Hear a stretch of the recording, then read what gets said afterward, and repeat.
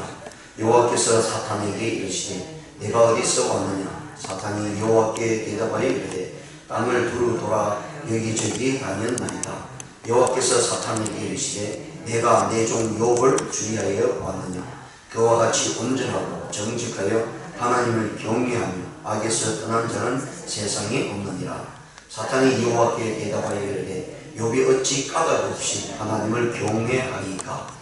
주께서 그와 그의 집과 그의 모든 소유물을 울타리로 두으신 때문이 아니니까. 주께서 그의 손으로 하는 바를 복되게 하사 그의 소유물 땅에 넘치게 하셨음이니이다. 이제 주의 손을 펴서 그의 모든 소유물을 쳐서 그리하시면 틀림없이 주를 향하여 욕하지 않겠나이다. 여호와께서 사탄에게 이르시되 내가 그의 소유물을 다 내 손에 맡기노라. 다만 그의 몸에는 내 손을 대지 말지니라. 사탄이 곧 여호와 앞에서 물러가니라. 아멘. 오늘 이번 말씀을 가지고요, 사탄의 관계라는 제목으로 말씀을 생각해 보기 시작하겠습니다. 이미 1절에서 5절에 욥의 가족과 또 소유물 그리고 그의 성품 등에 대해서 이야기를 해주고 있고요. 그런 가운데 욥이 부자와 또 모든 것을 소유함으로 인해서 많은 사람들로부터 부러움을 샀던 그런 모습을 봅니다. 그 역시 사단도 이 욥이 이렇게 부자가 되고 이렇게 많은 축복을 받은 것에 대해서 사단 역시 뭐랄까요, 시기하고 질투하는 모습이 있는 것 같습니다. 왜냐하면 사단의 원래의 모습은 시기하고 질투하고 거짓에 앞장서는 그런 모습으로 사탄을 이야기를 해주고 있기 때문입니다. 그런 가운데 어느 날 오늘 본문에 보시면 하루는 이렇게 말씀합니다. 하루는 하나님의 아들들이 와서 여호와 앞에 섰고 사탄도 그들 가운데 온지라. 여러분 이렇게 상상을 해보십시오. 천국에 사탄은 분명히 천국에서 이렇게 쫓겨남을 당했던 영적인 존재입니다. 그런데 어느 날 하루에는 다른 전혀 그런 모습이었는데 어느 날 하루 이 사탄이 천국에 들어오게 됩니다. 이런 모습을 가지고 여러 가지 신학적인 모습을 다룰 수가 있겠지만 여기서 하나님께서요, 이 사탄이 몰래 들어오는 그런 모습이 있는가 하면 한편으로는 하나님께서 그것을 허용하지 않았나 이렇게 생각을 해봅니다. 감히 사탄이 천국에 들어올 수 없고요. 하나님이 보시기에 이 사탄은 추구에 마땅하고 지옥을 가야 됨에도 불구하고 지금 하나님의 총회에 이 사탄이 들어오게 됩니다. 그리고 여기 성경이 가끔 우리가 하나님의 아들들이라고 얘기할 때 영어 성경에는 The Angel이라고 해서 천사들에 대해서 이야기해 주는 모습도 볼 수가 있습니다. 하여튼 이런 가운데 사탄이 천국의 회의에 하나님의 총회에 들어가게 되었다라는 사실을 말씀을 하고요. 그리고 이 사탄이 왜 들었는가 하면 세상에 두루 다니다 보니까 아주 큰 축복을 받은 한 사람이 있었는데 그게 욥이었고요. 그래 그 욥을 무너뜨리기 위해서 하나님 앞에 나서는 그런 사탄의 모습을 볼 수가 있습니다. 결국은 사탄은요, 거짓의 아비의 역할을 그대로 하고 있고요. 그래서 사람들이 잘 되는 것을 절대로 보지 못하고 결국은 자기 손아귀에서 자기의 뜻대로 자기의 모습대로 따라오기를 원하는 것이 사탄의 모습이었다라는 사실을 오늘 이 본문에서 분명히 말씀을 해주는 것을 볼 수가 있습니다. 그렇습니다. 하나님과 사탄의 만남을 가시적으로 표현함으로써요, 욥의 시련이 누구로부터 왔는가를 이야기해 주고 있습니다. 사탄이 고소하고 고발하고 그래서 사탄이 이 욥을 힘들게 하고 어렵게 만들고 결국은 하나님을 배반하게 하기 위해서 사탄이 하나님 앞에 섰다는 사실 분명히 말씀합니다. 그런데 그것도 하나님께서 허용하고 있습니다. 그런데 이 사탄이 이미 우리가 앞에서 보고 오늘 본문 말씀 전체에서 볼 수가 있는 것은 욥이 왜 이렇게 하나님을 경외하느냐, 그것은 하나님께서 욥에게 엄청난 축복을 주시고 그에게 하나님을 경외할 수 있는 모습이 있기 때문이다. 하나님께서 그것을 바라보고 그에게 그런 마음을 주셨기 때문이다 라고 이렇게 이야기를 해주고 있습니다. 그러나 하나님께서 욥이 가진 모든 것을 빼앗아가면 욥도 하나님을 배반할 것이다 라고 이야기합니다. 여기서 우리가 성경을 깊이 이렇게 생각해 본다면 영적인 부분에 있어서도요, 하나님은 우리가 아는 대로 모든 것을 다 아시는 분입니다. 근데 사탄은 모든 걸 못 알아요.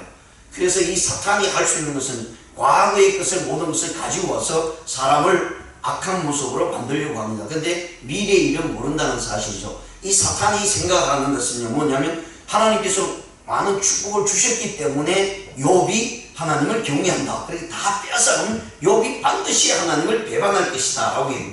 결국은 욥이 앞으로 어떻게 될 미래에 대해서는 사단이 모른다는 사실이죠. 그런데 하나님은 이것을 허락을 합니다. 왜요? 욥이 가지고 있는 그 믿음은 결코 하나님을 배반하지 않는다는 사실을 하나님이 분명히 알고 있었기 때문에 그것을 허락했다는 사실을 우리가 성경을 통해서 살펴봅니다. 그렇다면 오늘날 우리 그리스도인들 역시 마찬가지입니다. 우리는 하나님의 자녀가 되었습니다. 그리고 성령으로 말미암아 거듭난 사람이 되었습니다. 하나님을 믿고 예수 그리스도로 말미암아 내가 하나님의 자녀가 되었다는 확실한 믿음과 그런 소유적인 모습이 하나님 앞에 드려졌다는 사실을 우리가 알고 깨닫는다면요, 어떤 시련과 어떤 고통 속에서 우리는 하나님을 배반할 수 없다는 사실을 하나님께서는 알고 있다는 거예요. 그렇다면 저와 여러분에게 주어진 시련이 있다라고 하면 성경은 신약 성경을 통해서 분명히 또한 말씀하고 있죠. 하나님의 자녀들에게 어떤 어려움과 고통과 시련이 없다 할지라도 하나님께서 우리에게 피할 길을 주신다라고 말씀합니다. 그렇다면 그 말씀의 약속의 말씀을 우리가 붙들고 있다면 어떤 어려움 속에서도 나의 믿음을 가지고 하나님을 사랑하고 하나님 안에서 예수 그리스도 안에 내가 거듭난 사람이라면 그 어떤 시련도 이길 수 있다는 마음을 가져야 될 뿐만 아니라 그 어렵고 고통 속에서 하나님께서 반드시 하나님을 의지하고 믿음으로 나아갈 때에 피할 길과 그 일을 이길 수 있는 힘을 우리에게 주신다는 사실을 우리가 믿음 안에서 우리 스스로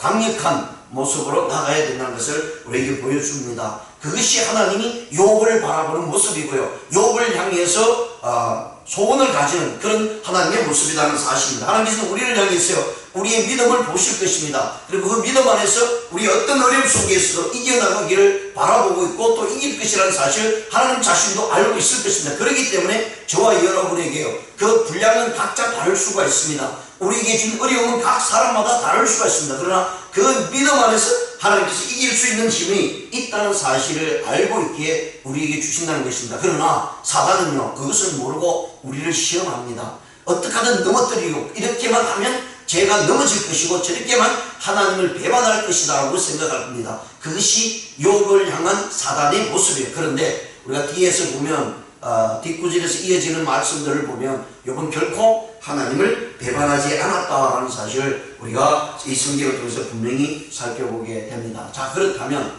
이 사탄의 무대 활동은 도대체 어느 곳에 있는가, 이 부분들을 우리가 한번 살펴볼 수가 있습니다. 사탄의 관계가 하나님 앞에서 주셔졌고요, 하나님께서 축복을 주셨기 때문에 욥이 이렇게 하나님을 경외한다, 그러나 그의 뜻을 빼앗으면 욥은 하나님을 배반할 것이다 라고 이야기할 때 하나님 그것을 허락하고 있다는 사실입니다. 그래서 네가 마음대로 해봐라. 그러나 지금 1차적인 관계입니다. 1차적인 고수입니다. 지금 하나님 앞에 나와서 하나님 욥이 이렇게 축복을 받게 했기 때문에 하나님을 배반할 것이 아니다, 그를 넘어뜨리면 반드시 하나님을 배반할 것이다 라고 이야기할 때 하나님께서는 사탄에게 그것을 허용합니다. 네가 한번 욥을 시험해 보라는 것이죠.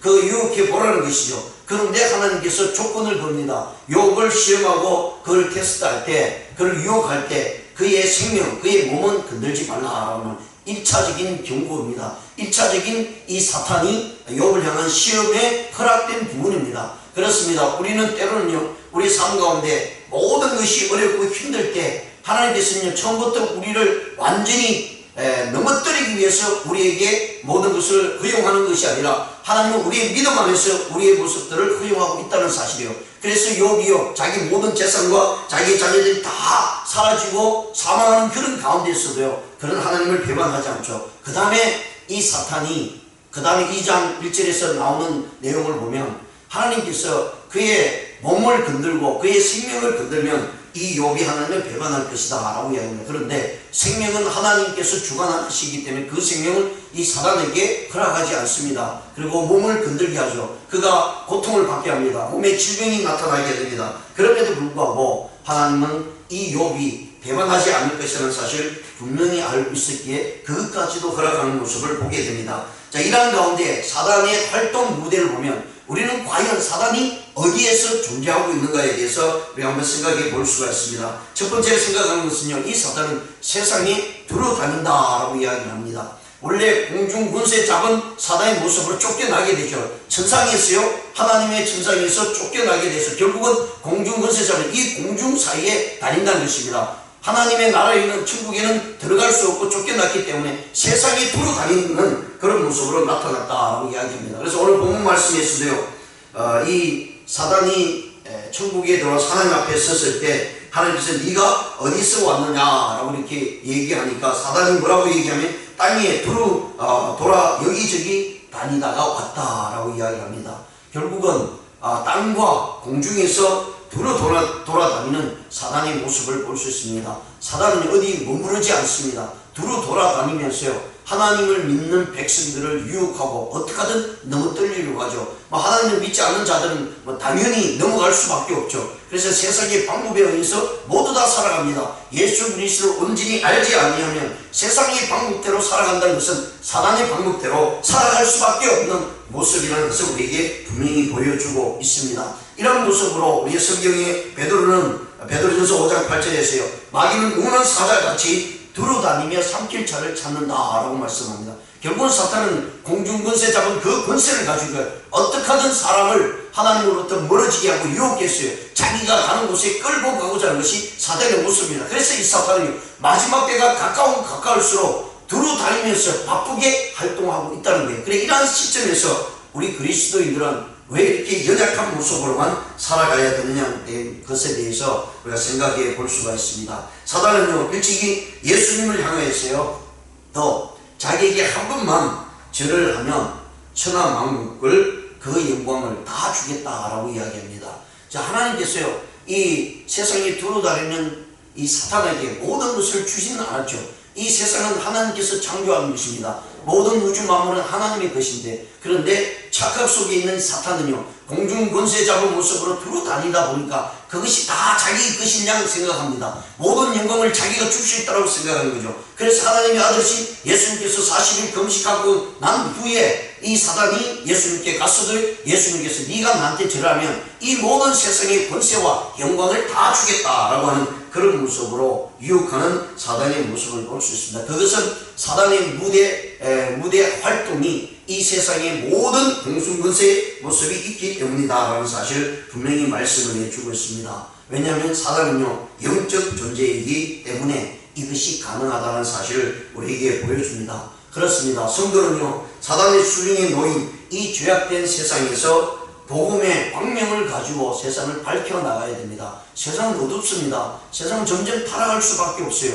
수많은 그리스도인들이 그리스도 믿음 안에서 삶을 살아가면서 하나님의 복음을 전함에도 불구하고 여러분 2000년이 지났는데도요, 더 악한 모습으로 나타나고 있죠. 초대교회를 통해서 하나님께서 주신 그 놀라운 성령의 봉의 역사가 일어났음에도 불구하고 이 세상은 점점 하나님으로부터 멀어지는 것 같고 타락되어지는 가는 것은 이 공중권세 잡은 사단이 그냥 내버려 두지 않고 있다는 사실을 우리가 생각하면서 우리의 모습이 얼마나 하나님 앞에 철저하게 믿음으로 세워져야 되는가를 우리에게 말씀을 해주고 있습니다. 그 다음에 두 번째, 이 사단의 무대 활동은요, 경건 신앙을 가진 신앙인들에게 나타나고 있다는 사실입니다. 우리 사이에 존재하고 있다는 것이에요. 그래서 우리는요, 깨어있지 않으면 사단의 먹잇감이 될 수밖에 없고 사단의 유혹에 넘어갈 수밖에 없습니다. 사단이 멀리 있는 것이 아니에요. 실제로 저와 여러분이 서 있는 그 자리에서요, 한편으로는 하나님께서 성령을 통해서 우리를 보호하는가 하면 그 한편으로는 사단이 바로 옆에 붙었어요.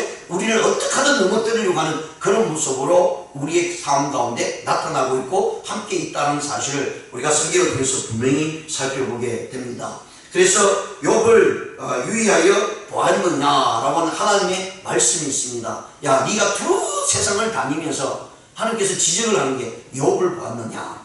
그런데 이 사단이요, 이미 욥에 대해서 다 알고 있습니다. 그래서 지금 하나님의 총회에 몰래 숨어 들어와서 하나님 총회한 저 끝에 서서 질문하는 그런 모습을 보게 되죠. 그런데 하나님이 그것을 알고는 이 사단에게 네가 두루 다니면서 욥의 모습을 보았느냐, 욥이 어떤 사람인지 알고 있느냐라고 이렇게 묻고 있는 모습을 볼 수가 있습니다. 9절에 보시면 사단이 여호와께 대답하되 이르되 욥이 어찌 까닭 없이 하나님을 경외하니까? 주께서 그와 그의 집과 그의 모든 소유물을 울타리로 두르신 때문이 아니니까? 주께서 그의 손으로 하는 바를 복되게 하사 그의 소유물이 땅에 넘치게 하셨음이니이다. 이제 주의 손을 펴서 그의 모든 소유물을 주소서 그리하시면 틀림없이 주를 향하여 욕하지 아니하겠습니까? 라고 이렇게 얘기합니다. 8절에서 욥을 주위에서 보았느냐, 주위에서 보았느냐라고 하나님께서 사단에게 이야기할 때 사단이 욥에 대해서 자세히 이야기하는 것을 봅니다. 그가 축복받은 것, 그가 물질을 축복받은 모든 것을 하나님께서 그렇게 주셨기 때문이다 라고 얘기합니다.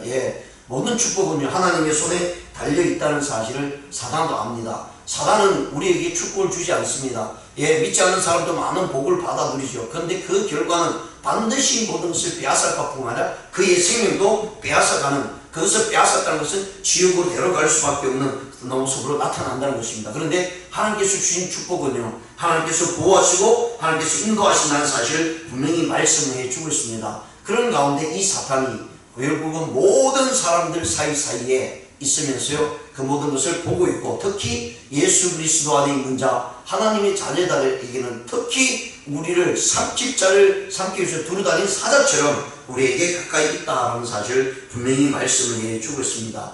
사단은 우리 성도들 사이를 무시로 해집고 다니면서요 우리의 믿음을 해방하는 존재로 분명히 나타나고 있습니다. 조금만 정신 차리지 않으면 우리에게 우리의 믿음의 신앙을 넘어뜨리려고 합니다. 여러분, 성경에 그런 일들이 수없이 있습니다. 정말 하나님을 따르고 주님을 따랐던 제자들도요 다 배반하고 있죠. 순간이었습니다. 그렇게 예수님이 붙들리기 전까지는 모두 다 주님과 함께 죽으러 가겠다 소리치고 있는가 합니다. 그런데 몇 분이 지나지 않아서 예수님이 로마 병정에서 붙들리니까 모두 다 흩어져 버리고, 내가 언제 예수님의 제자였던가, 내가 언제 그와 함께 있었던가, 그런 모습으로 나타나는 모습을 보면 이 사탄은 항상 우리 곁에서 언제든지 예수님을 배반할 수 있는 그런 조건을 우리에게 제시를 합니다. 그런 모습으로 우리에게 다가옵니다. 그래서 인간은 언제나 순간순간 나에게 유익이 오고 이득이 오지 않고요 불편함이 있을 때는 순간적으로 하나님을 배반하는 모습이 너무나 많이 있다는 사실을 말씀을 해주고 있습니다.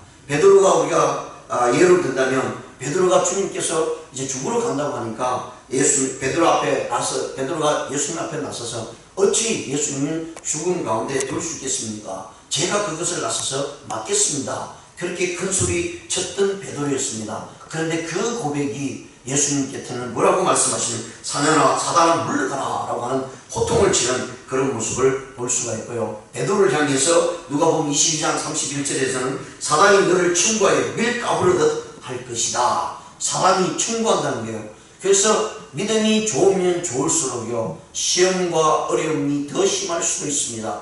왜냐하면 사단이 믿음이 좋은 사람들에게 더 큰 모습으로 우리에게 다가오기 때문입니다. 밀가부르듯이라는 것은, 여러분 물을 이게 쌀이나 벼를 까면 겨가 나오지 않습니까? 그 있는 알맹이 나오듯이 너의 모든 것을 다 가버려서 너로 하여금 예수님을, 하나님을 배반하게 하는 그런 모습으로 너에게 다가오고 있어요. 청구한다는 것입니다. 지금 이 욥의 모습으로 나타나는 것이, 베드로가 이런 일을 잘못했습니다. 이런 일을 못했습니다. 하나님을 배반했습니다. 주님을 배반했습니다. 그러니까 이 베드로는 천국에 들어갈 수 없다는 식으로 사단이 우리의 모습을 다 드러내게 하고요 까부르듯이 해서 그가 하나님 앞에서 멀어지게 만든다라고 이렇게 이야기를 주고 있다는 것입니다. 그렇기 때문에 우리의 모습이 언제나 하나님 앞에서 올바로 서지 않고 깨닫지 않으면 우리는 사단의 유혹에 넘어갈 수밖에 없다는 사실입니다. 그래서 예수님께서 베드로를 향해서요 어찌하여 사단이 내 마음에 가득하게 되었느냐라고 이렇게 말씀합니다.